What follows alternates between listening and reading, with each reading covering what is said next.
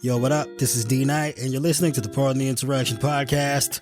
My oh my, we've had so much going on. For starters, in case you missed it, we've got a new addition to the Pardon Pie family, Tara Dublin. Make sure you go follow her on Twitter at Tara Dublin Rocks.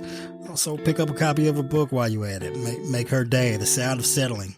A very fun and interesting read compared to the things we talk about on this podcast. But yeah, we're heading toward the do or die time for the 2024 election. Go ahead and hit up joebiden.com. Get that man like $1 a month or something. Help his campaign staff up and get prepared to try and save our democracy. And make sure to grab like one other person you know and tell them about the podcast. Make sure they subscribe and tune in every single week. We got a lot of things coming up for you this year. We need all the support that we can get. So if you do your part and help us grow our audience, we'll do our part and help elect Joe Biden in 2024 and save American democracy. And this is the Pardon the Interaction podcast. Yo, what up? This is D Knight, and you're listening to the Pardon the Insurrection podcast. Your boy is back. It is pocket pardon time.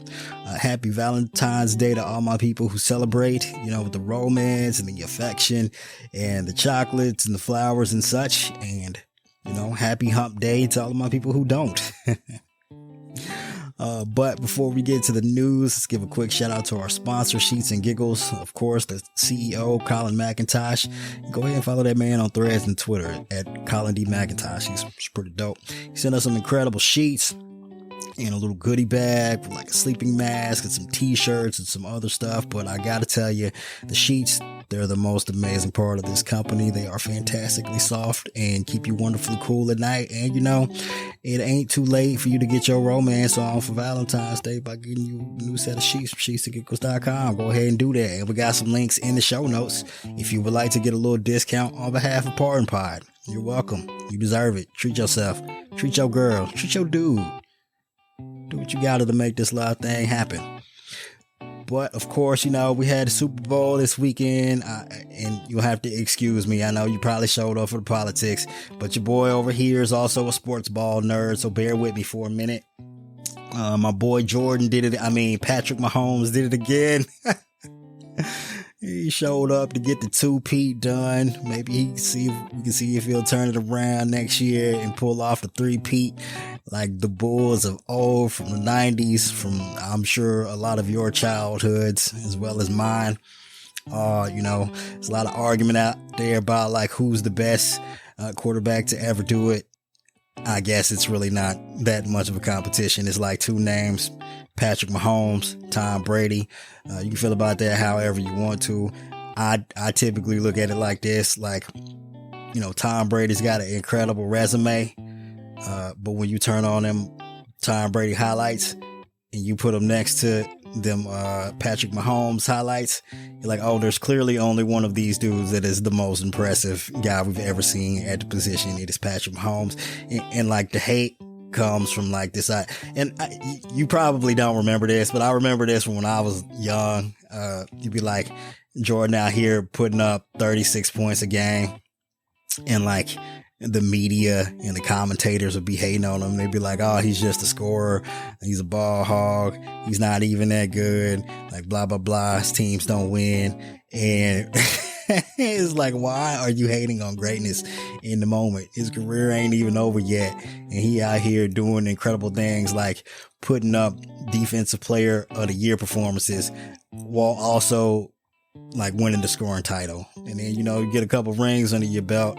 And by the time it's all said and done, like, actually, yes, that is the most impressive thing we ever seen. Even though a lot of people would be like, well, Tom Brady beat Patrick Mahomes in the playoffs twice. Okay. Jordan never beat Bird and never beat Magic. We all turn on those Jordan highlights and be like, oh yeah, there's no question. Nobody else was doing it like this. So apply that same logic to what you're seeing from Patrick Mahomes. Like, just enjoy the greatness while you living through the history of it. Cause once it's over, we'll probably never see anything like it again. Although again, a lot of people were like, oh, Tom Brady, nobody ever reached that. And here Patrick Mahomes is halfway there already. Also another thing, I guess this has more political implications, from the Super Bowls. A lot of the backlash online from the white the white wing. I do that all the time. It's like a slip of the tongue, but it's like so accurate. No offense to all my, white folks out there. Y'all are separate and apart from the white people. Just, you don't have to be like, I'm not the white guy. Look, if you're not the guy, we ain't talking to you. But yeah, the right wing nut jobs and their outrage over the Black national anthem. And like, this is again why not only do we need Black History Month, we just need everybody we need to teach Black history in schools. Like this raging against the idea that somehow Black history is an affront to American history is whack and absurd, because Black Americans are Americans. It's American history. It's all the same history. They just don't like to teach people the part that makes white people look bad, which I totally don't understand. Because like, if you don't tell them, hey, this is bad, then what you're really encouraging them to do is repeat it. But yeah, again, like this idea that Black history is somehow not meritorious, I just find it to be absurd. Like, again, like if you're white and you weren't taught what you consider to be a fairly accurate display of what American history is, considering what you know now that you've become an adult and like the internet is widely available, you don't look back at the things that they didn't teach us in schools as it pertains to the way Black Americans were treated and be like, well, damn, all white people are bad. You should be like, no, we can do better than that. That's like the whole point, right? The Germans out here like, hey man, the Nazis was bad. We teach our kids like this Nazi shit. Not only did, our predecessors engage in this bad behavior, but like, we're not going to engage in this bad behavior like that. Their actions don't reflect on us in any way whatsoever. And not only that, we're going to go out of our way to make sure we don't repeat those same mistakes. I don't know why it's so hard for Americans to follow in the same footsteps. But again, so this outrage and backlash against the Black national anthem, like why you need Black history being taught to people is like, well, first of all, like just ask yourself, I wonder why there might be a Black national anthem. You ain't even thought about that, huh? Hadn't even come into no one's even asked the question why the Black national anthem might exist. And it's part time. We don't got I don't have time for an entire history lesson, but go back and look at when the song Lift Every Voice was written, by who, and look at the lyrics and why it became popularized and how it became popular before the national anthem was even, the American national anthem. It's a little Black History Month lesson for you to go check that out. And look, this is not me. And I'm not trying to replace the national anthem as people are accusing us of. It's just, oh man, as much of Black culture as America has been willing to steal, especially in the music department over the course of American history, you think maybe you'd want to, I don't know, just open your horizons. And I'm not railing against it. This is coming from a dude. I don't think the national anthem, the Star Spangled Banner, is a particularly interesting song. As a musical experience, from the music, the lyrics, and the melody, and I can sing the national anthem. Again, this is coming from I do a pretty good national anthem. And if you don't believe me on that, I'll break it out real quick. Hold on a second. Oh, say, can you see by the dawn's early night what so proudly we hailed at the twilight's last gleaming? You see what I'm saying? It's not that I don't have an appreciation for the national anthem. I understand music. But Lift Every Voice is just a better song. It's a more pleasant song. You can spruce up the national anthem a little bit, throw a little twang on it or whatever, and make it kind of jam out. But and I'm not trying to replace the national anthem. It's okay to celebrate multiple facets of your heritage if you're born in America. It's totally fine. I don't understand people's like, and really the problem is black. Like when it's the hockey game and they singing the Canadian national anthem, ain't nobody tripping. That's all it is. It's just, another example of the multi-layered and multifaceted racism that exists in our country, just rearing its ugly head unendingly, nonstop. It's fucking exhausting. But hey, man, what can you do? Sorry to bring the mood down, but anyway, on to other things. So last week, of course, special counsel Robert Hur, who was tasked by Merrick Garland to investigate President Biden's potential mishandling of classified information contained in a number of documents.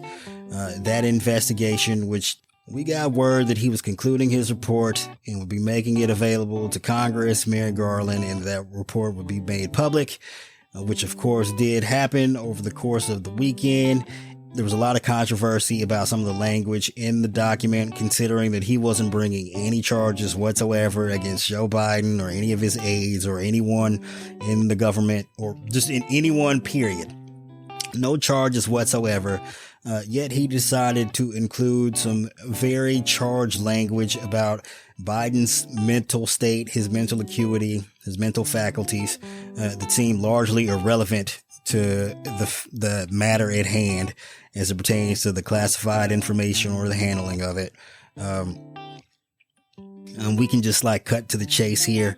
He used language that would make it appear as though Biden doesn't have the mental faculties to be president of the United States, commenting on his memory, saying that he wasn't able to remember what appeared to be significant details, even going so far as to suggest that Biden couldn't remember the date of his son dying. What the fuck that's got to do with the classified documents? I don't know.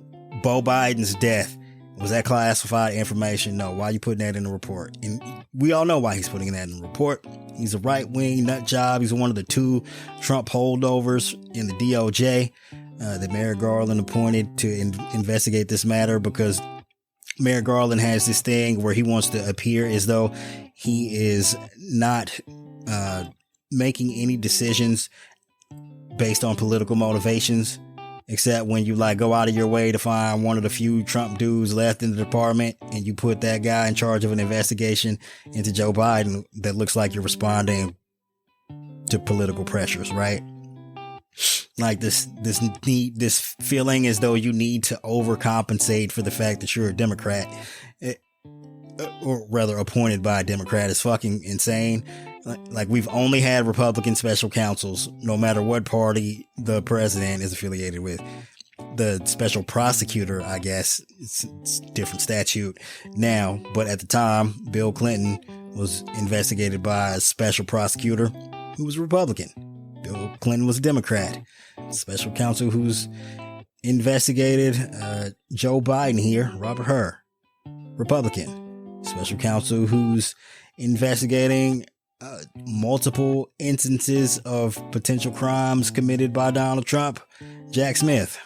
Yeah, you see a recurring pattern here. It's almost as though Democrats can't be trusted to handle politically sensitive investigations, even though what we know from experience is that these Republican special prosecutors and special investigators are typically clown shows. I mean, Jack Smith aside. This is the thing about the report by Hur, right? If you compare it to special counsel's Robert Mueller's report, you're like, oh, this is fucking insane. Mueller didn't use any of this kind of charged language whatsoever in regards to Donald Trump, even though in that report, he concluded a number of things, mostly being that a number of crimes were committed, but largely he couldn't specify that since he wasn't able to charge Trump himself, because of Department of Justice legal counsel recommendations saying that a sitting president couldn't be charged. And this is a report where Mueller indicted a number of people close to Trump, for that matter. Even had cooperating witnesses and shit. Just the idea that Hurricane put out this political hit job is fucking insane. Like, and we all know what's Biden's one political weakness. We all know it. The perception that he is too old to do the job. And it's quite funny how a clown show appointed by Donald Trump to the Department of Justice, who happened to be left over, decides to take the one route to try and, because he couldn't indict Biden, to try and take the political pot shot that he knew all the media would pick up, because it's not even coded language at this point. It's not even a dog whistle. It's fucking bullhorn. Yeah, this dude is like, and I'll tell you what he's doing, right? He is either auditioning for a position as Trump's next attorney general should he happen to win the election, or he's trying to get his retirement set up for when he's out of office. Like all of the right-wing media or the conservative law firms or think tanks or whatever, because he did them this favor and, you know, use his position at the department to launder this fucking hit job of Joe Biden, this fucking charged language. Like, they're going to be quite grateful to him for giving them the news fodder and award him with some kind of lucrative no work job. It's one of the two, because that's what they do. Now, typically, I won't say necessarily that I'm a Merrick Garland fan per se, but I am largely in the position of defending almost everything that Merrick Garland has done, because there's one, typically a reasonable explanation for what he's done and the timing of it, and two, like all of the things that most people complain about, largely the delay in investigating Trump's and the higher ups involved with January 6th was largely out of his control, right?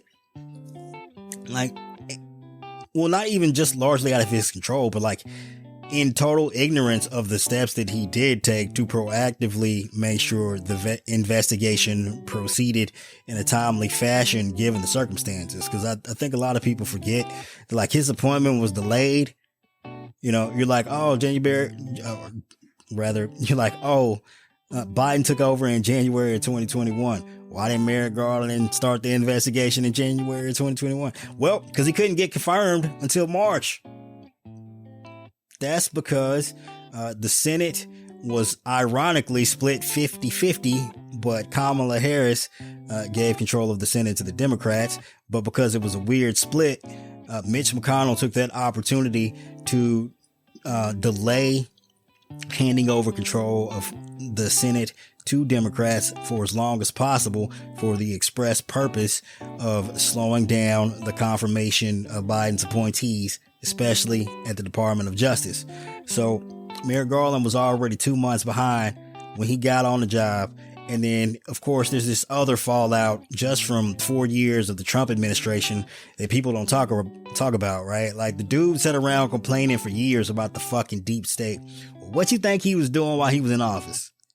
Appointing his own deep state, right? So that when he left office, he would have people in place to sabotage whatever the next administration was trying to do. And that's practically what happened. He had some clowns in there who took some liberties that I would say aren't necessarily criminal. Flip a coin on that, but to obstruct the investigation in ways that wouldn't draw attention by, I don't know, briefing Merrick Garland about the status of the Department of Justice investigations of the January 6th insurrection, but not mentioning Trump or anyone around him or whatsoever, making it appear as though it was like a totally disorganized operation, and only the people who were at the Capitol that day were involved in any way. And we know that wasn't the case. And like, obviously, maybe Merrick Garland should have been asking a lot more questions. But again, like, this is what happens when you're the new guy in town, and like the old guy before you set the fucking booby traps to make it impossible for you to do your job damn near.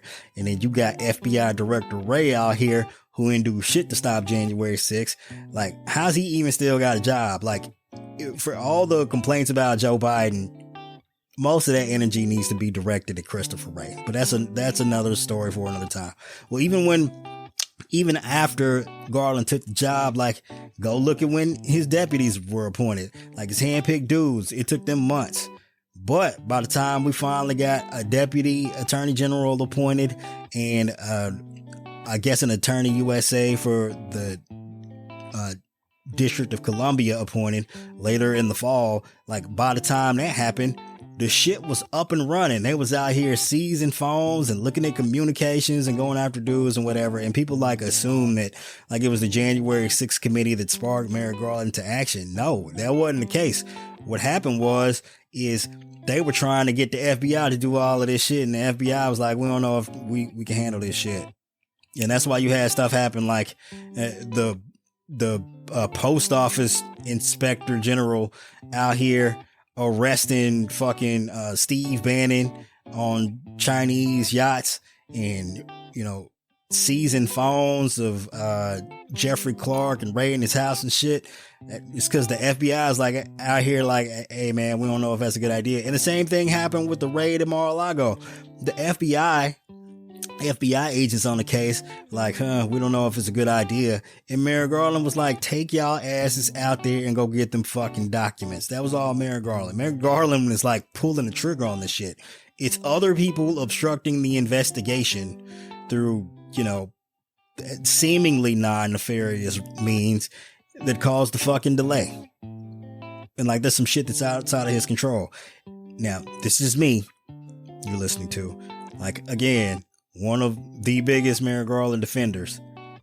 I ain't got no defense for Merrick Garland on the appointment of Robert Hur, man. You got to understand that part of your job is to make sure, like, yes, of course, you want to be in a position where the work you're doing, it can't be construed in any way as political, but part like in favor of Biden in this regard. But also part of your job is making sure nobody uses the fucking office to launder a fucking political hit job against your boss. Like, that's also part of your job. Like, you can't be out here doing favors for the bad guys either. Like, you need to stick to neutrality. And the shit that came out in that report, like, as unfactual as it was, because no one's sitting around talking about how Trump don't remember shit. He got deposed about his company, didn't remember how to run his fucking business, didn't remember anything to do with those documents they were showing him that he signed off on. He got deposed in a fucking civil rape trial, confused his ex-wife with the woman he raped. Ain't nobody talking about Trump's mental dysfunction here. Why is that?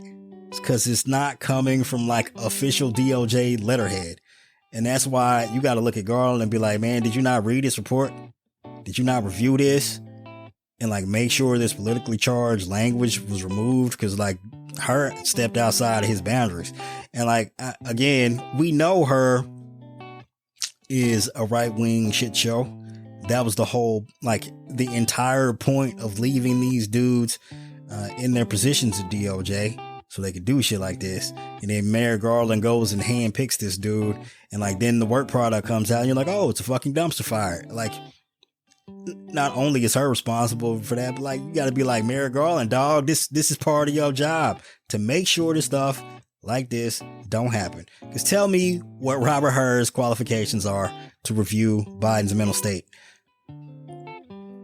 You know, I like if you're putting it on DOJ letterhead, he ain't got no qualifications. Like, it's one thing for him to be like a podcaster and like give his opinion. Fucking special counsel, work for the Department of Justice. What a shit show. Yeah. So anyone out there wanting to rail against Merrick Garland for this, like I'm on your side. Like, bad judgment, poor judgment. It reminds me of a guy who's like, I want to, like, he wants to do everything he can to appear not political by reacting to political pressure, but also like a guy who doesn't even, like, if that's the route you're going to take, well, then maybe you should like watch the news to know what the politics are so you can avoid them. I don't know. It just seems fairly just, I don't have any answers. It doesn't make any sense. The other thing they don't tell you about these depositions is like, you get asked a lot of questions and lawyers will typically tell you, hey, in a deposition, like if a lawyer asked a broad ranging question and you can't give a complete or accurate answer, limit your responses to being as specific as possible and accurate as possible. And if you don't remember and you honestly don't recall an answer, then you just tell the guy you don't remember that you don't recall. Because what happens is, like, if you give an answer in a deposition and it turns out that answer was false, that can harm you far more than just saying, the honest truth is like, you're not clear, or you're not clear on the answer. You don't remember, you don't recall the specifics. And that's totally normal. Like, it's totally normal to not necessarily recall specifics, especially about stuff like this, where there's like, a handful of documents, largely in this case, Biden's personal notes that he took with him in order to, write his book or for his memoirs and shit. Like, you're not going to remember every specific detail. And I can, especially in like this thing, again, with the death of his son, like, I can tell you from personal experience, I remember vividly getting the news that my grandmother died. It was very heartbreaking and gut wrenching for me. I can't even tell you what year it was. Can't tell you the year. Like, I can maybe ballpark it. Like, it was in the early 2010s, maybe 2011, 2012, 2013, somewhere around there. That's all I got for you. Couldn't tell you what month, what day. I just remember how gut wrenching it is. Like, this idea that Biden is supposed to remember like these weird details when everyone around him can tell you how keenly aware of everything that's going on he is. Like, he's very astute, very knowledgeable, great recall for a lot of pertinent information, but like, it's insane. And the way it's insane is because even Republicans are saying off the record that Biden is not only totally there, but he beating their ass. And that's like the question you got to ask, man. Like, if Biden is incompetent or, he's suffering from dementia, how does he keep on winning every single goddamn time? How is he out here constantly embarrassing Republicans, getting them to do insane stuff and owning themselves? And, yeah, but look, I hold the media largely responsible for continuing to perpetrate this narrative, because here's the thing, like, telling the truth about Joe Biden don't get no clicks. It doesn't. Like, in the media, like, mainstream media, print media is dead. Like, online mainstream media is slowly dying. And the only way that they can get like the revenue that they need to continue to sustain themselves at this rate is to put out stuff that gets clicks. And you know what don't get no clicks? Telling people how good of a job Joe Biden has done. They don't care. Like, the nuances of the legislation he's passed or the way he's managed to keep the economy from entering a recession. They don't give no fucks. How he managed to lower inflation while keeping unemployment at an all-time, keeping employment numbers at a record high and unemployment at a unheard of low for, years straight. It's unheard, but no one cares about that shit. They need the clickbait stuff. Like, supporting Joe Biden is boring. You know what's entertaining for the right and outrageous to the left that'll get people to click on that shit? Joe Biden's old. That's just what it is. Even Jon Stewart's out here doing it. He's out here doing both sides are the same. Trump's old, Biden's old. Why are we voting? But like, not comparing. That's the other thing. Like, okay, so Jon Stewart's back. He's back hosting the Daily Show, doing the job one day a week. Bro, President Biden is out here doing the job 7 days a week, 24 hours of the day.